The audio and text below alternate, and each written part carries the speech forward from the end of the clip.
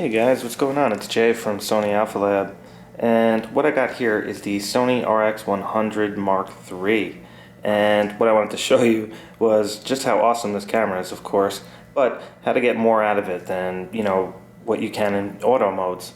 Right now I have it in full auto. It's called Superior Auto Plus, and you can actually just change the mode here and it'll give you all the full description here. So, in this particular case, I have the lab scene set up, and it recognizes it as a macro photo. You can see here by the little flower.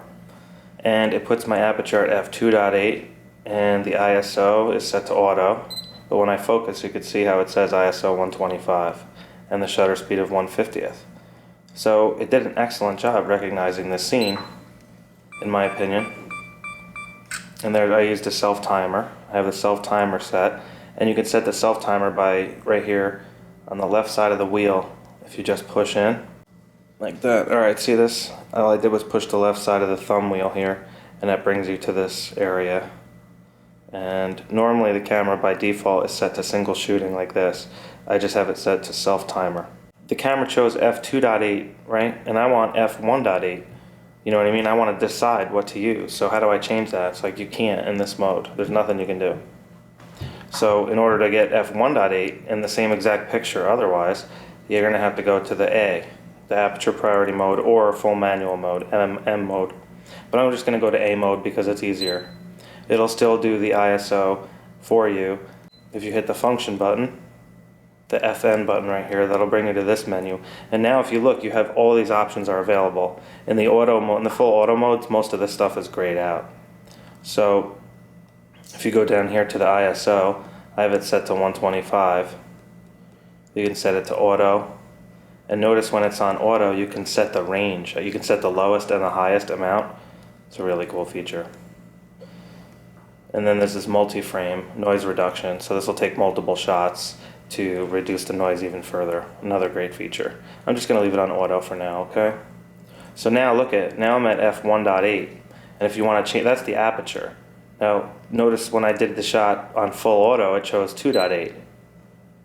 But you can actually pick f1.8 in this mode, and look at that cool background. The background looks much better. The out of focus areas look much better. The circles are bigger, and it's a it's a better shot than f2.8.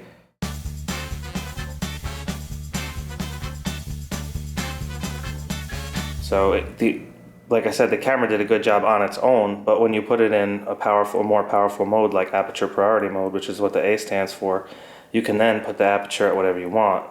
In my case, f1.8 for this picture, and it'll get a a better effect. See how the focus is completely off?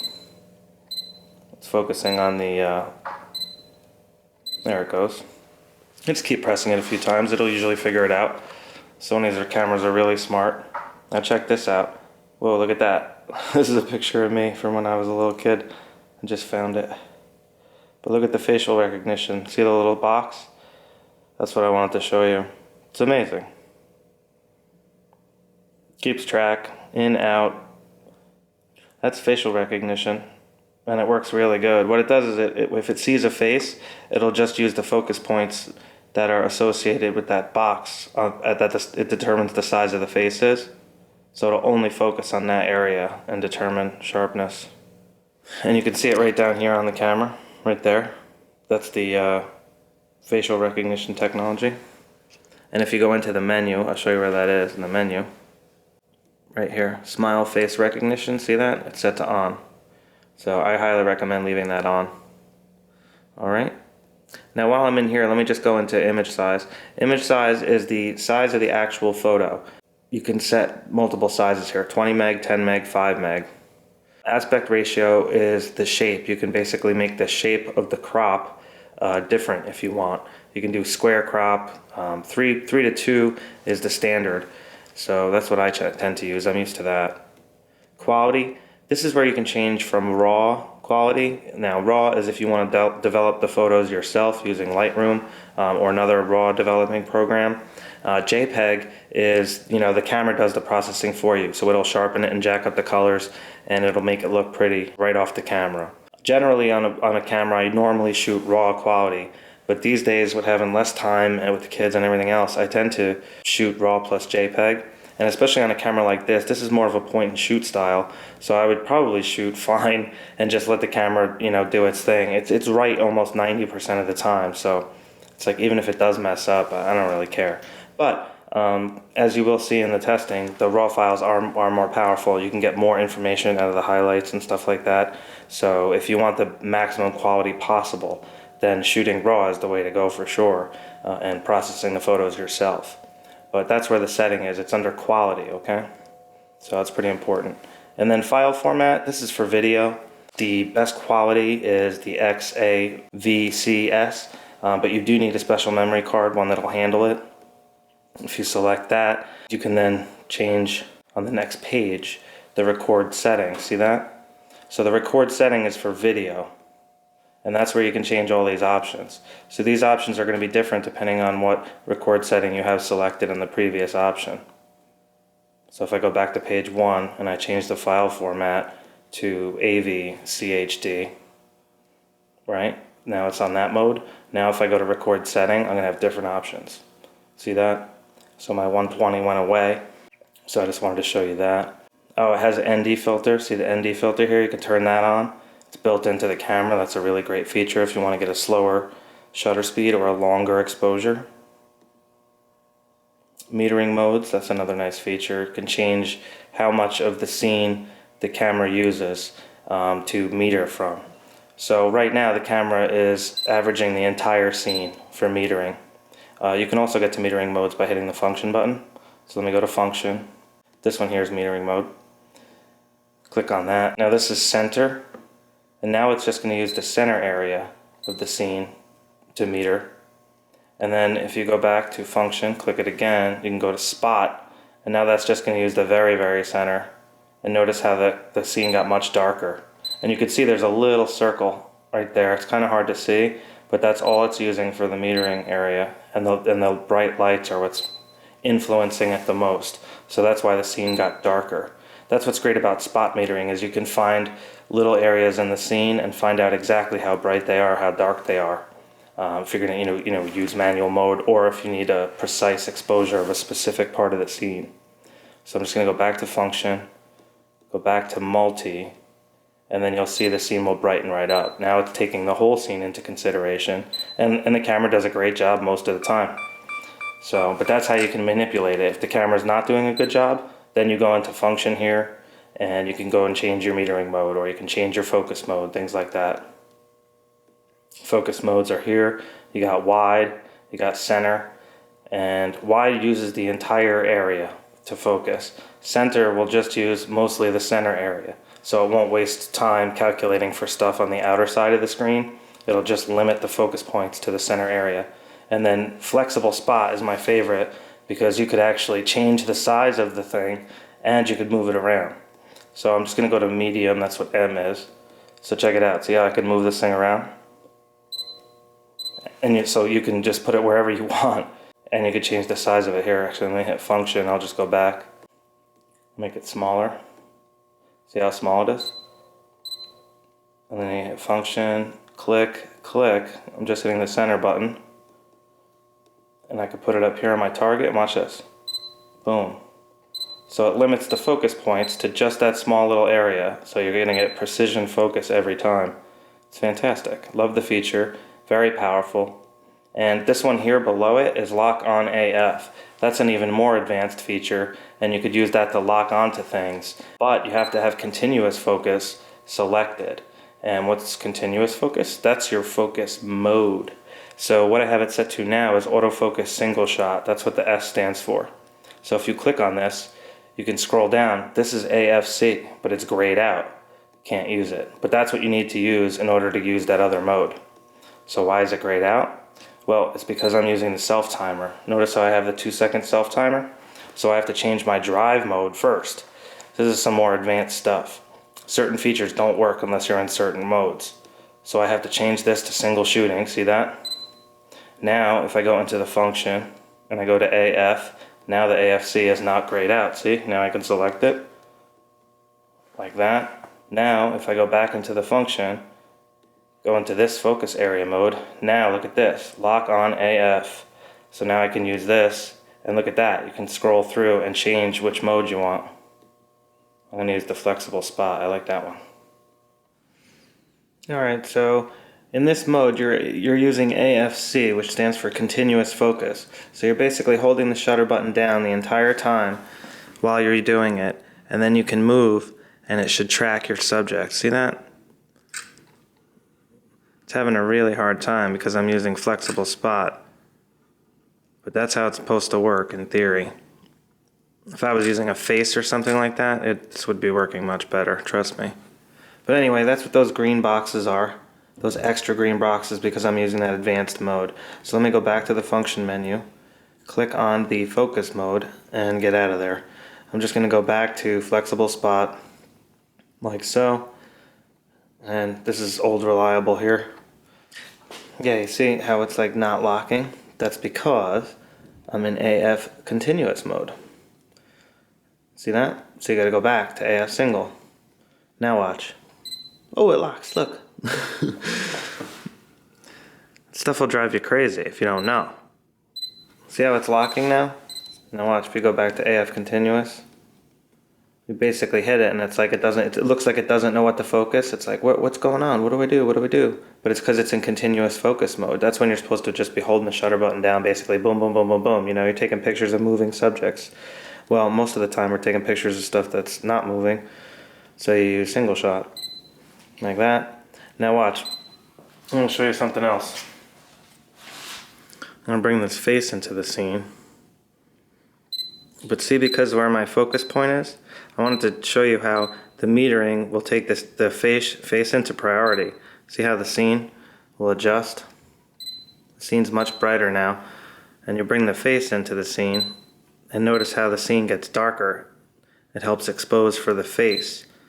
It's a pretty cool feature when you're taking pictures of kids and stuff, because the face always looks good. But it sees the face, but it's not locking on. That's why there's just a gray box around it. So if I go to function, and I go to wide mode, now the face should be becoming the priority. See that? Now I got a green lock box on the face. Alright, so I just wanted to show you a few more things. A lot of times you might want to be, playing around, and you want to try to use some of the cool creative modes, or maybe the HDR mode, or one of the other, more advanced things. You actually have a couple of minutes and you're like, oh, I want to try one of those features out. Well, there's a bunch of different ones you really should try. So if you go to the function menu, I like using that, it's the easiest way. You got dynamic range optimizer / auto HDR. So that's where you can get to your auto HDR settings. And notice again how it's grayed out. We got this grayed out issue. The reason that is because we're in raw quality. So I'm going to have to go into the menu. I'm doing this on purpose, guys, so I can show you how to solve your own problems when you have them. Because you're going to see this gray issue often. So look, quality is set to raw. That's why the auto HDR won't work. Auto HDR, you have to be in Jpeg mode. So let me change my quality to extra fine Jpeg. Alright, now I'm going to go to function, dynamic range off. Now look at that, auto HDR is set. And if you go to the right or the left, you can actually control how many EVs you're exposing for. Auto usually works. I tend to use 4 most of the time. Alright, and now I'm using flexible spot and I'm focusing on those pipe cleaner things. So there we go, it took 3 shots, now it's processing.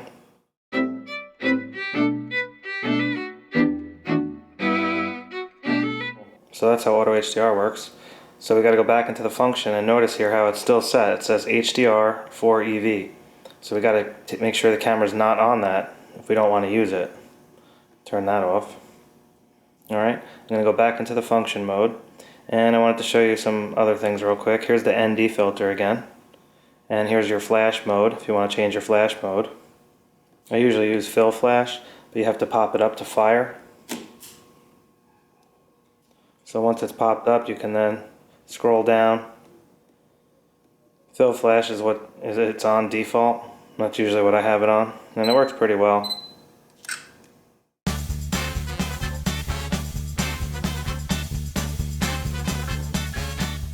As you can see right there, did a pretty good job.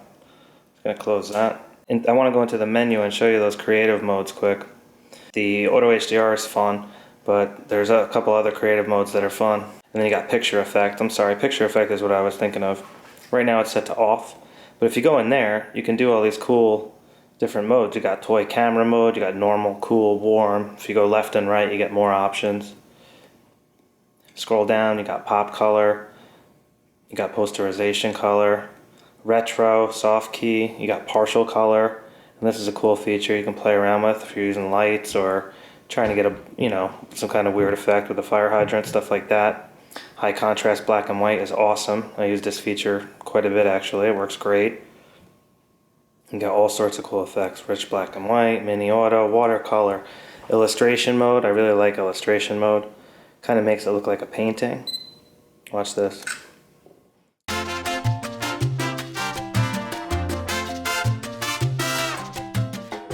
See that? It looks like a painting. It's awesome. Again, there's all different modes here. You can change the camera. If you want to use scene modes, right here, scene, you select that, and if you hit the function button, right now it's set to portrait here on the bottom right. See that? Shoot mode? You can click that, and then you can select what scene you want. Sports, macro, and that'll set the camera into default modes set based on the scene that you're selecting. It's very powerful, and it might seem a little bit hard how to get to it. But basically you have to set the camera to scene mode, and then you hit the function button, and then down here on the lower right there's an icon. You select that, and that's how you can change your different modes. So that's where basically if you want to select the scene, that's where you go for that. Then you have panorama mode. There's different sizes you can make. Those options are in the menu by the image size and stuff. Then you have video mode here. Memory recall mode. This is a great feature if you want to have pre-programmed settings. And then you got shutter priority, manual, aperture priority. So if you want to use full manual mode, let me just show you that quick. Notice how it's telling you the wheels are doing different things. So the front wheel is basically the wheel for the lens. See that? And that's now controlling the aperture if you turn that. And then the thumb wheel here on the left is controlling the shutter speed. See that? And the ISO, if you want to select that, you're going to have to go into the function menu. I don't think any buttons are that default. No. Yeah, you're going to have to go into the function menu. We can program that though to a custom button. Let me show you how to do that. Let me go into the menu. Oh, here's all the steady shot and stuff. Color space. There's so many options on this camera. It's unbelievable. Peaking level, you can turn focus peaking on and all that. Here we go. Custom key settings. See this? Basically what we want to do is we want to change. We don't want the flash mode on the right side. We want to make that ISO. There it is, ISO. All right. So the right button is now ISO. Good to go. All right. So now if I hit this button, I'm going to get ISO. See that? So the thumb wheel, if I just press the right thumb, that gives me ISO. If I turn the wheel, that'll give me the aperture. And then if I turn the lens, that'll give me aperture. What's this giving me? Oh, this is giving me aperture too. I thought this was going to give me shutter speed. Alright, so when in manual mode, you can hit the bottom button here and notice how the aperture and the shutter speed changes. So that's how you select it. You just basically select the shutter, and then you can use the thumb wheel to control that, like so. Or you can click it again, and now you're in the aperture. You can control the aperture. See that? And then ISO, I showed you, we programmed with the custom button here. You just select the right thumb, boom, and now you're at ISO. Or, worst case, you just hit function, and that'll get you to ISO here on the lower left. Right now it's on auto. If you're using full manual, you're probably going to want to put this on like 100 or something. Look at how dark it is, and it's still focusing in this manual. So let's check the exposure. You can see the metering mode here. When you're in manual mode, this here is your meter mode. So that tells you where the scene's at. It thinks it's at negative 1.3. So I don't have any more aperture. So what I got to do is I lower the shutter speed. Let's lower that and look at the meter there. Right there is 0. So that's where the camera thinks a proper exposure is. You can then manipulate the exposure by going up or down from that. and that would be exposure compensation. See that? Negative 0.7. But you're controlling everything because you're in full manual mode. There we go. Alright, so white balance. Let me go into the menu here. White balance is another thing you're going to want to change. You got the grid lines. White balance is right here. It's under the camera 4 setting. It's on auto, but you can go in there and change all sorts of stuff. You can do custom, easily program custom settings. I just want to turn this feature off, the picture effect. I had that set to illustration mode. And of course this lever here on the top zooms the camera. Forgot to show you that. We'll zoom all the way in. Using the flexible spot there. Works great. And when you're recording video, the zoom goes way slower. Watch this. You record video. See how slow it goes?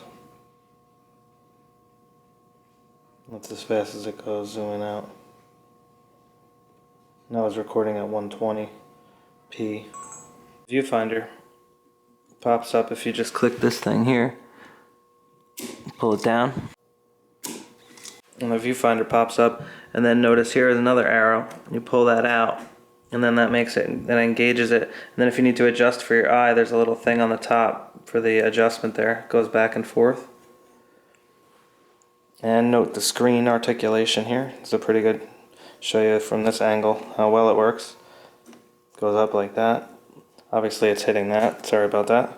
But it goes all the way up for selfies and things.